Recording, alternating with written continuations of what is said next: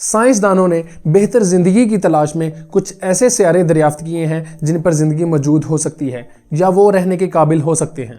साइंसदानों का मानना है कि इन सियारों पर इंसान को हो सकता है ज़मीन से भी ज़्यादा आरामदेह और खूबसूरत जगह रहने को मिल जाए।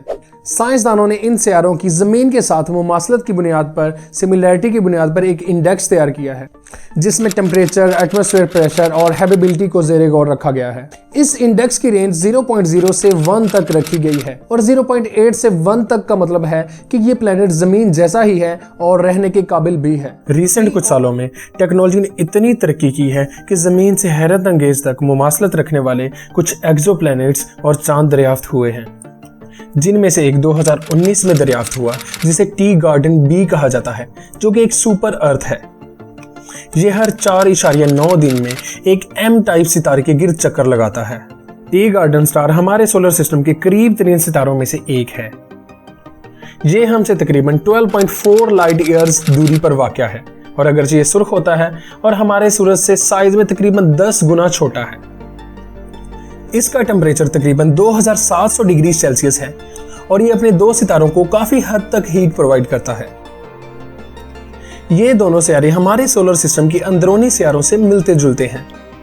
ये दोनों सियारे साइज में हमारी ज़मीन से थोड़े ज़्यादा बड़े हैं, लेकिन ये हैबिटेबल जोन में हैं, यानी काबिल रहाइश जोन में हैं, जहां पानी भी मौजूद हो सकता है। टी गार्डन बी ने साइंसदानों को बहुत ज़्यादा उम्मीद दी है। यही वजह है कि टी गार्डन बी को इंडेक्स में 0.95 की रेटिंग दी गई है और टी गार्डन बी अब तक का सबसे ज़्यादा ज़मीन जैसा सियारा दरियाफ्त हुआ है और 60% इम्कान है कि इसके एक्सोप्लैनेट्स में दर्जा हरारत 0 डिग्री सेल्सियस से 50 डिग्री सेल्सियस हो सकता है, जबकि टी गार्डन सी को अपने स्टार से दूर होने की वजह से और दर्जा हरारत कम होने की वजह से इंडेक्स में इसकी रेटिंग 0.68 दी गई है और सिर्फ 3% ही चांस है कि ये रहने के काबिल हो सकता है। साइंसदानों के एस्टिमेट्स के मुताबिक टी गार्डन बी और टी गार्डन सी पर 13 से 14% एरिया पर पानी की मौजूदगी हो सकती है।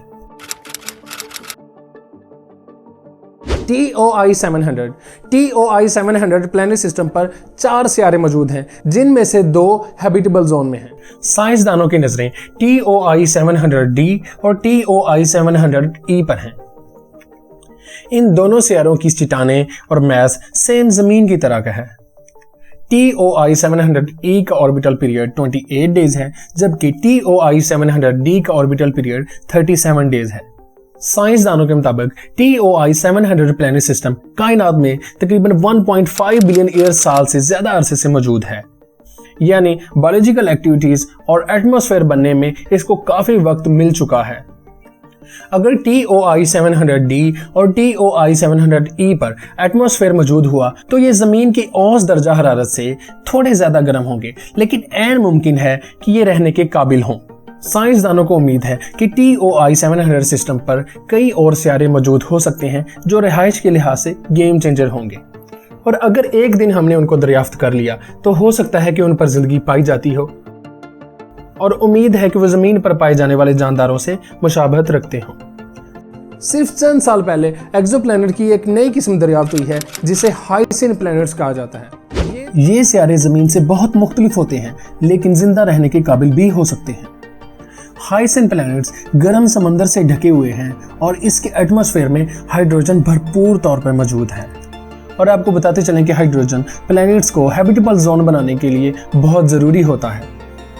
साइंसदानों के मुताबिक अगले चंद सालों में हम अपने सोलर सिस्टम से बाहर भी जिंदगी को तलाश करने का इम्कान पैदा कर सकते हैं।